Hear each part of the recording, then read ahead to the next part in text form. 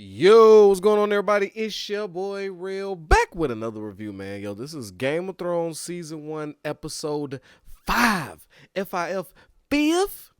All right, before we get into it, which is, so glad I was so glad I rewatched this. But anyway, first off, you know how it goes. Salute to all the subs, man. Salute to the Discord gang. Salute to y'all, man. If you ain't in the Discord gang, what are you doing?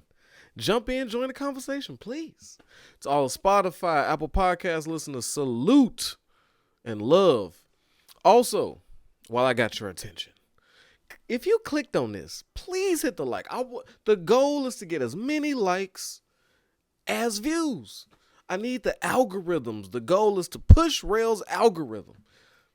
Hit the like button. I know you like it. You're back. And if you back again, do the sub thing. I don't understand. But anyway, man. Episode 5, bro. Oh, my God. Out the gate, I want to rank this thing a 12. 12 out of 10. Easily. And it's setting up to be one of those episodes that's going to be super impossible to, like, knock off as the greatest episode of the season. We got plenty of episodes to go. And it gets better. But goddamn, if this episode wasn't beautiful. Right? I'm going to jump right into what I loved about it. Okay? Here goes Ned. He's still at King's Landing in the middle of the shits. And comes in, you know, he's contemplating life and the next move. And then Varys walks in, the spider. The spider walks in. He starts just talking to him like, hey, how's your family? Locked door. Everything's good. Your wife? Closed window. Yeah, and then, you know, everything's good. Just need a minute. Boom, push out his homeboy. Good, now we can talk in private. Right, Varys is dropping it to him. Hey, your mans is dumb. I know y'all homeboys, but the king is dumb. There's the John Aaron was poisoned. It's very expensive, that poison. It leaves no trace of nothing. And then Ned is just like, holy shit, hold on. You dropping a lot on my table right now. Why all of a sudden now? Why are you telling me all this shit now? I've been here for months. Spider, like, nigga, I didn't trust you. All right, but I had my people watch you. And as far as honorable men go, you are top shelf honorable. So I figured I'd bring this to your attention. And now you see Varys trying to reach out to him. Now he's getting that one-on-one. Now he's giving him that straight talk. This is about as most forthcoming as I've ever seen Varys. He's like, look, man, as a guy that's been marred as a child, don't lose hope on your kid, all this good stuff. But he just laying it out straight, like, bro, the king is moving funny out here, and it could be dangerous. And yeah, so I was like, holy shit, Varys just laid it all out on the table and gave Ned some things to think about. Okay, now I got to protect my fucking boy, the king. But it doesn't stop there. Varys is holding court with somebody in a dungeon. Arya is at her dance practice, which I love that they call it dancing. That's so dope. And she's running for the cat, you know, kind of like Rocky Balboa's chasing the chicken. God damn it, Rock. You can't catch a chicken. So he was out there. God, rest in peace, Mickey. Probably one of the world's greatest trainers. He's going to kill you, Rock. Don't do it. I got it. Love Rocky. I should do a review on Rocky. It's fucking beautiful. But anyway, yeah, so she's chasing the cat, trying to become world champion. And she goes down there and discovers those skulls that the prostitute in early episodes Viserys was letting the prostitute know about the skull heads and thought that they probably was destroyed. But nope, they in the dungeon. Arya discovers them, and like any child that sees dragon skulls, you're going to want to know more. That's like us visiting the museum down here in Chicago, checking out the goddamn dinosaurs and shit. It's just dope to see. Like, damn, these things walked around? It's kind of crazy.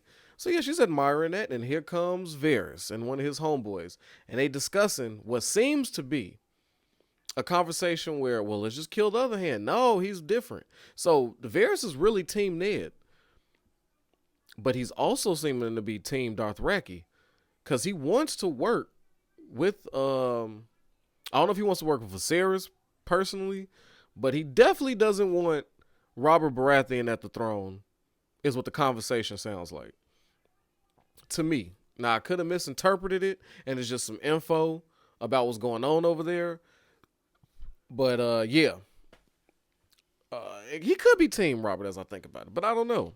I don't know his intentions. The conversation just seemed a little shaky, but I know he didn't want Ned's death, so that's a plus in my column. Now, for the best scene, why I said this was a fucking 12. The beautiful thing about Game of Thrones is not all the nudity of fine women, even though that's top shelf. But we're not here to be creepy. It's not the sword play or the little White Walkers and that type of action, the blood. That's all top shelf, but all to be expected with medieval shit. You come to a world, bows and arrows, spears and swords, you're gonna see gruesome death. There's no quick death. I don't give a shit what they're talking about. Chopping a man's head off is not easily done, right?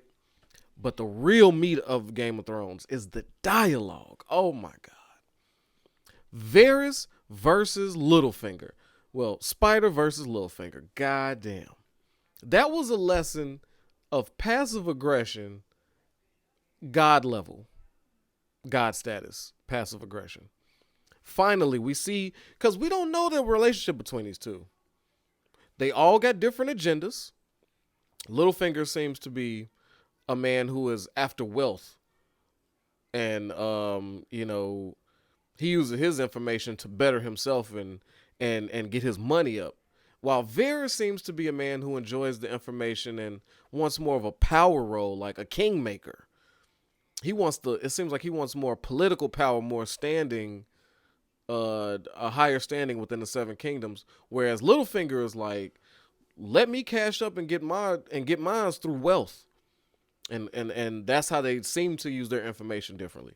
So, but it didn't seem like they were at odds. They just had two different objectives at how they went about things. But when they faced off, oh my God, thing of beauty. It was a sword fight with words. Littlefinger would stab him with something. Hey, I wonder where they kept your balls. I always wondered that. What happened to your balls? And then Varys strikes back with a, I don't know. And we were so very attached. And I'm like, oh my God. So they enjoyed each other's little banter going back and forth, but shit got spicy. Spider kicked it off. Varys just read him. He was like, hey, tell me about your whores. And I hear you're helping some who like amputees, and you got some that likes fresh cadavers. I wonder how you get those can't be coming by easily. And Littlefinger's like, hey, I deal in discretion, baby. And that doesn't, seem to be legal. I wouldn't dare do nothing like that. And it seemed like Varys threatened him with that shit, saying, yeah, we're strictly speaking. So it's like, hey, shut your mouth. I know the dirty shit you got going on. That was the first jab. And Baelish was like, oh, okay. You got some shit on me. He said, well, how about you try this one on? And he strikes back with the I see you meeting with your foreign dignitaries, working things out and meeting in the shadows and having these conversations. Oh, you didn't think I knew. And Varys laid it out, and then you just saw it was like he got stabbed. Varys' face was like, oh my God, this motherfucker, he knows everything. Like he just knows shit. It was just beautiful. I'm just so excited. I can't get the words out because they words were so, like, what can I say? You saw the scene. It was amazing. But what I got from it was Lord Baelish's last little spiel, where he said, check this out. You could be a friend. We ain't got to be the closest homies, but we could be a friend. Now, we could go air each other's dirty shit out, and we could take it there and see who lands on top. Or we could be friendly, and as long as our agendas don't cross paths, we good money. So we ain't got to do all this. And I was like, damn, that was just the hammer laid down. But I love that. I think that was the best scene probably of this entire season. I might be gassing it. I don't know. But it was fucking fantastic. But then that sparks everything going forward because we got the big blow up after this, right? After them two get into it, it's finally Ned versus Robb, right? Ned walks in and Robert is about to take part in this conversation. This is important to him. He's finna show up. So Ned already knows some shit. Words are spoken. Ned looks at him disgustingly, like, I joined you in war, volunteered twice. Never questioned you. I'm down for the shit. And never did I think you'd be scared of a little girl and her unborn baby. Like, where's this? Where's the honor in it? And you scared about Dothrakis? It never crossed the ocean. So now you want to assassinate people? And it's still. And then, Robert Baratheon is really racking his brain. Because he's like, I cannot get through to him. Can somebody help me? And then everybody weighs in. Varys is like, yeah, we understand, but it's best to just snuff it out before it becomes a problem. Everybody is sharing in the sentiment. It sounds nasty, but whatever. And then here comes Littlefinger with just a wonderful analogy. When you're sleeping with ugly women, it's best to just close your eyes and get it over with. So I say we slit her throat. I was like, wow, the comparison. And you see the disgust in Varys' face, like, oh my God, he is so brash. But that's what we love about Littlefinger. And we do love Littlefinger, don't get it fucked up. But there is where, and then Robert said the one thing out his mouth that I think personally Ned has been dying to hear. The words of, well, if you can't do it, if you're not going to ride with me, maybe I should find a new hand. Ned couldn't take that pen off fast enough. The nigga fumbled. Like, oh my God, let me get this shit up off me. I didn't want this job anyway. And I'm sitting there watching like the nigga didn't want it anyway. You were schmoozing and you commanded him. So it was against, first you tried to buddy him to become the hand. He turned you down. Then you wielded your kingly powers that he couldn't refuse because he's fucking noble and he can't say no to his king. So you used okay, fuck the friend card. I'm the king card. Now fucking you're my hand now.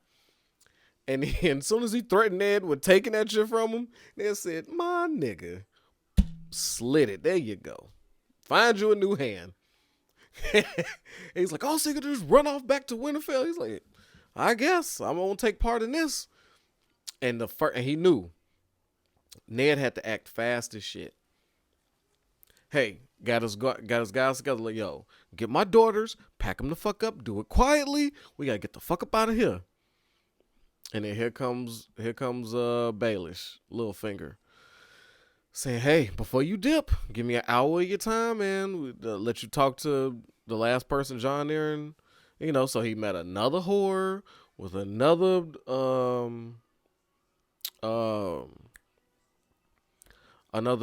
bastard son. Or daughter this time. So Robert's got another bastard, and the first thing the girl leads with, yeah, he even has his black hair. So we know what the deal is. And that was all that, and Ned realized it. And then when he asked Baelish, like, why do you think he visited her? Like, why do you think? And he's like, I don't know, maybe he felt fatherly and just wanted to make sure that Robert's bastards were taken care of. I didn't believe him. I don't think Ned believed him, but he just took it like, yeah, okay, got you, copy. And then, holy shit, like this whole block. Then you run into what we've been waiting for. And this is another reason why Game of Thrones is so good. At the exact moment, Ned is no longer the hand. Here comes Jaime, ready. And this is why Jaime Lannister is so cold-blooded and smart.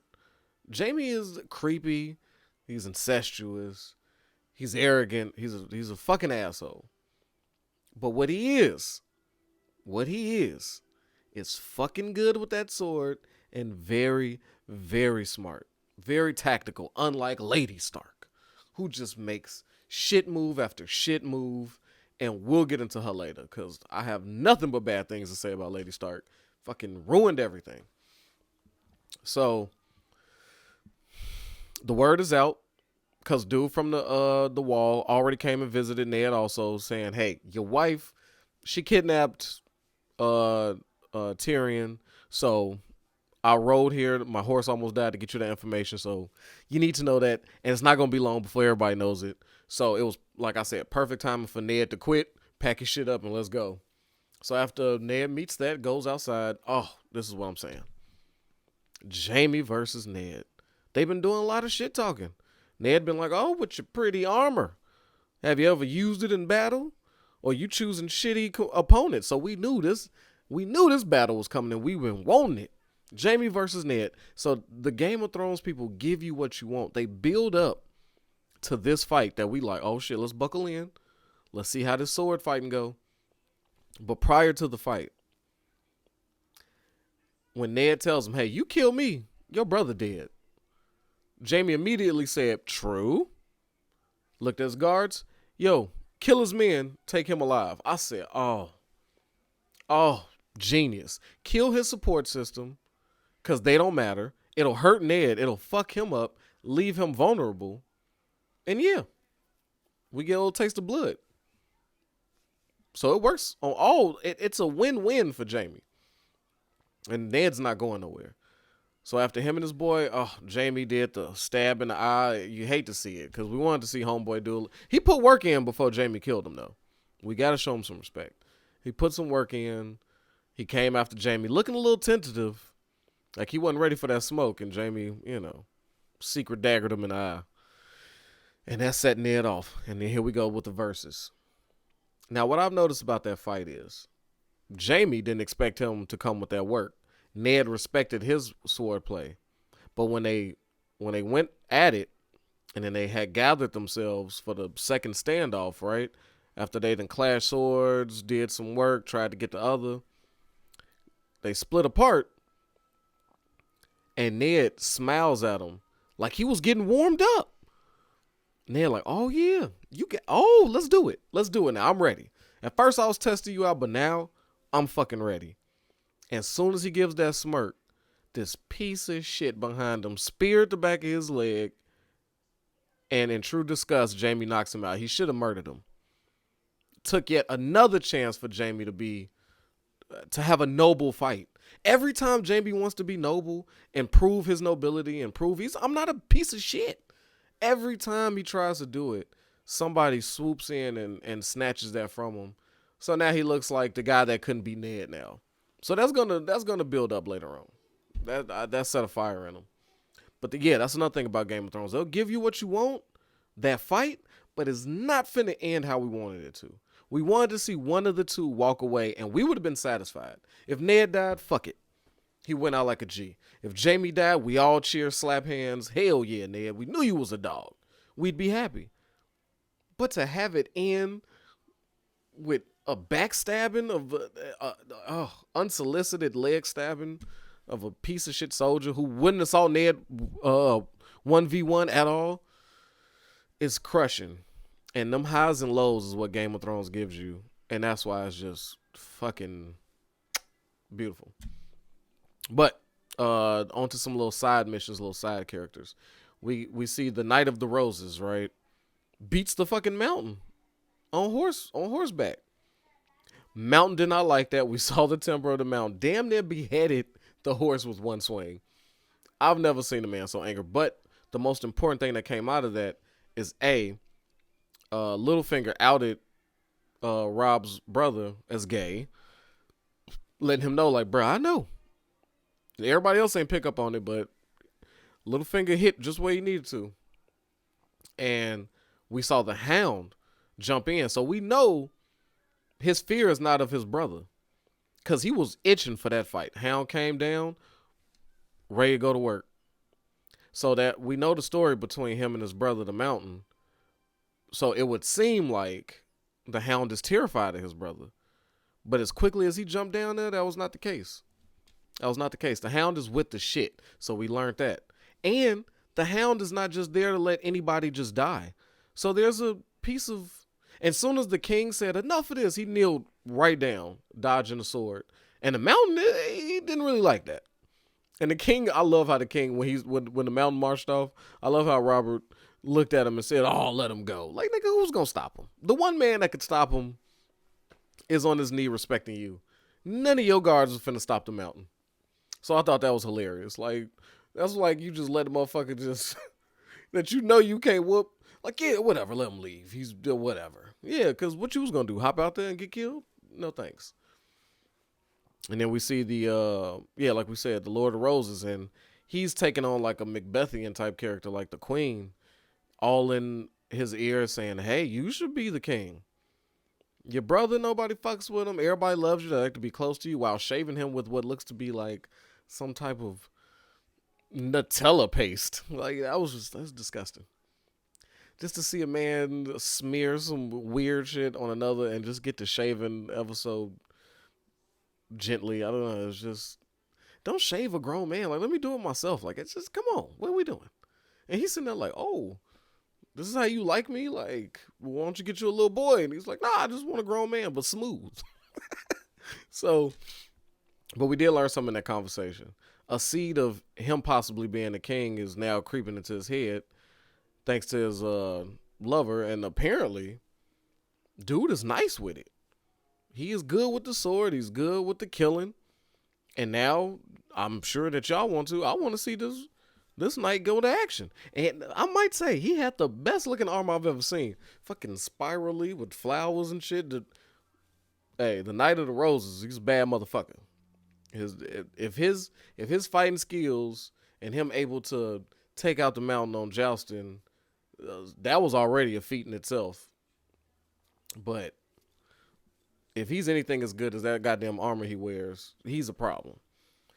So they create that little storyline, a possible storyline of some type of betrayal or uprising from Robert's brother. So we got that little seed going.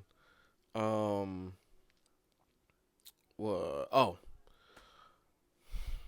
there something more interesting before I get to Lady Stark and Tyrion? Nope, we don't get much Winterfell. We just got Brant out there sharpening his mind, learning the sigils and going through all that. So he's just depressed waiting on his mom. So there's no biggie there. There's nothing really to dig deep on. We didn't get to the wall, so there's no Jon, there's no Khaleesi, no Dothraki, but Dothraki talk. This is mostly King's Landing right here. Trying to think. No, I guess we can get right into it. So the fucking foolish Lady Stark. They out there, and I love Tyrion. Every time he opens his mouth, anybody could be talking. You could be on your phone. Like, you just be like, oh, okay, who's talking? Yeah, got it. You could check your messages, see what your likes is on Instagram, all that bullshit. But when Tyrion talk, you drop that shit like, oh, I'm here now. What is Tyrion about to say? Hey, shut up, Tyrion's talking. And he walks up to her, and then as she's going, he's like, just untie me. Where the fuck am I going to go? If I go one way, they'll kill me for my boots. If I go another, they'll behead me for some other reason. And he puts that out there that, hey, everybody knows Lannister pays his debts, and it rung the ear of one of those companions, one of his guards, I guess, that joined this take Tyrion away trip. And Tyrion just lays it out like he lays subtle traps like, so anybody want to help me, just know you'll get your money. He put that out there, but not blatantly, so that was beautiful. And then he also read the shit out of Lady Stark. He's like, let me get this straight. Who would be dumb enough to send an assassin with his personal blade? Nonetheless, like, that is dumb. And then Buddy shut him up. And he said, oh, because I'm making sense. Shit, if we'd have had a conversation, maybe we could have worked this out together. Now I'm making too much sense. And that is what it is. The people of Winterfell do not run off of logic. Emotion. And Lady Stark is full of that. She disregarded Ned, who was now stabbed in the leg. She put her daughters in danger. We don't know what the fuck is finna happen to Arya and Sansa at this point, especially with their father arrested. Like, there's now a hostage for hostage situation. And then Tyrion goes as far as to try to tell her, like, when the last time you seen your sister? She was always a little touched, but now she's next level. Oh, you, what? So it even puts a strike into Lady Stark, like, holy shit, I haven't seen my sister. What does he know that I don't? And he's so calm, like, yeah, well, you'll find out. And that's the Stark. I try to tell Jon, like, don't go to this wall. Fuck are you doing here? There's no honor in it. Look at you. Do you know what's waiting for you? Always trying to put people on game. Lady Stark, have you seen your sister? She's a bit nutty. I don't know. But she's down with it too. So then they get attacked. And he's like, look, I'm not going to be good there. Cut me loose. As soon as you cut me loose, shows us another key thing about Tyrion. He's not afraid of a fight. And he could get down with just a shield. But he eyeballed it. He said, I could get away now. But this is what I pose, right? As I watched that scene when he considered when he considered saving Lady Stark or hopping on horseback, I was pondering this. What was he thinking? Was he like, if I leave, I will be by myself. Lady Stark would be dead, but the allegations against me would still be alive. And then that's something I would have to fight, but I feel like I can get through to her if given a chance. So let me go save her. Or was he thinking, shit, I get on this horse and dip. I'll be by myself. I'll probably likely get killed. Let me save her, save my own ass, and then I'll just have to see this thing through. I don't know which one he was thinking. That's the only one that got me. But if I'm Tyrion, I'm probably thinking more of the latter, more of the I don't want her to die, and then these nasty allegations about me are wandering around, and now we got beef with Winterfell because you can't just let Lady Stark die. There will be a war. So I feel like Tyrion's brain worked on that more so than worried about his own life, which he is. But he broke down that big dude fantastically and would not stop pounding him out with the shield. I was like, Tyrion, he's done for. But I think that was his first kill, and he was just too amped, and it was just too much going running through him. So he overkilled the motherfucker. And here comes Lady Stark looking like, wonder why he'd save me. And she had a chance to go, you know what? Maybe he's not who I think he is. Instead of, this is what I hate Lady Stark. She sees that he saved her life, right? Which he didn't have to do. Everybody knows he didn't have to do that. She was good as dead. Why didn't it run through her mind? Why would she save the life of a woman that's accusing him of trying to murder her son? Maybe, just maybe, he really didn't do it. How about I talk to him? Let's work this through together. Well, where did he get the dagger from? Why would I even be up there? Maybe she'd get answers to questions. They probably come up with the same solution. And Tyrion would then have to deal with it then anyway. But I think they'd come around to saying, yo, but I think, this is what I'm thinking. Lady Stark knows now at this point it wasn't Tyrion. She knows that he had nothing to do with it. And I think she knows that it was Cersei and or Jaime that really had something to do with that, trying to take out Bran. But she can't get to them. So her only other recourse is to keep him. So even if she believes Tyrion, it's too late. She has to have a Lannister at this point. She has to. So she was so wrong. This is the thing about Lady Stark. She is so wrong. She's just gonna die wrong. You feel me? Like, okay, I'm here now. I made a bad decision. Fuck it. I'm about to just go all the way with the bad decision. There's those type of people. And some people that go, oh shit, I was fucked up. Let me switch my game. Let me adapt to the new thing. This was wrong. I could maybe apologize, and we could just go. I was a mother, and it was several ways she could have played it. But she is so relentless and hard-headed that, fuck it, I'm wrong. I'm just going to go all the way wrong. And then I want to give her some grace. I want to say she's a mother. Her son will never walk again. She stood by his bedside for 3 weeks. She's fucking pissed. Somebody came to her house and did this to her kid. She wants revenge. And I don't know if I'd play it the same way as Lady Stark. It's easy to be furious at her because look at what she did. You know, putting her other family in danger. But I don't know, man. When it comes to your kid, being tactical and sneaky and all this shit just may not be for everybody. I'd rather just get some semblance of satisfaction. But when does that ever work out? So anyway, that was my 2 cents on Lady Stark. But now we get to the Vale. So Jon Arryn was her sister's husband, and she was quoting Jon by saying, "The seed is strong." Wrongly.